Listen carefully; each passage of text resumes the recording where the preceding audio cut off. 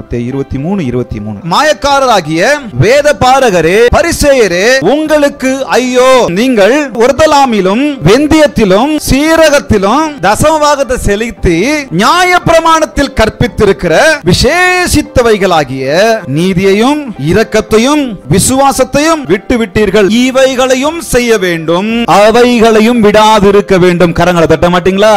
என்னத்தை செய்யணும்? என்னப்பா, நீ எடுத்து வர அரிசியில தசமபாகத்தை கொடுக்கிற, நீ எடுத்து வர வெந்தயத்துல தசமபாகம் கொடுக்கிற, சீரகத்துல தசமபாகம் கொடுக்கிற, ஆட்டுல தசமபாகம் கொடுக்கிற, மாட்டுல தசமபாகம் கொடுக்கிற, அதுல கொடுக்கிற, இதுல கொடுக்கிற, அது எல்லாத்தையும் விட்டுட்டு வேற விஷயத்தை நீ விட்டுறியே, இரக்கத்தையும் விசுவாசத்தையும் விட்டுறீங்களே, நீதியை விட்டுறீங்களே அப்படின்னு சொல்லிட்டு இதையும் செய்யணும், அதையும் விடக்கூடாது. அப்ப சொன்னாரா தசமபாகத்தை கொடுக்க வேண்டாம்னு சொல்லி? லூக்கா 11:42 அதே போல சொல்றாரு பாருங்க. பரிசேயரே, உங்களுக்கு ஐயோ. 11:42.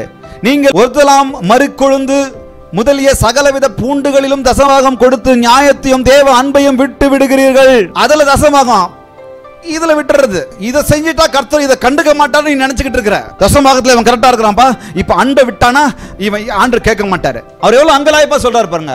காணிக்கை கரெக்டா போட்டுறணும், தசமபாகம் கரெக்டா போட்டுறணும், அது கர்த்தருக்கு பரிசுத்தமானது இல்ல, அது பிரிச்சு எடுக்கிறல்ல, அது ஆண்டவருக்கு பிரதிஷ்டை செஞ்சுட்டல, அதை கர்த்தருக்கு கரெக்டா போட்டுறணும், சரியா போட்டுறணும், நேரத்துக்கு போட்டுறணும், முதல் வாரத்துல போட்டுறணும், சம்பளம் வந்த உடனே முதல்ல எடுத்து போட்டுறணும், அதெல்லாம் கரெக்டா தான் இருக்கிற. நானும் நீங்களும் அன்பை கண்டுக்காத, நீதியை கண்டுக்காத, நியாயத்தை கண்டுக்காத, அப்படியே கொஞ்சம் விலைக்கு ஓடினாலும் பரவாயில்ல அப்படின்னு நீங்க நினைச்சுக்கிட்டு இருக்கிறீங்களா? அதையும் செய்யணும், இதையும் விடக்கூடாது.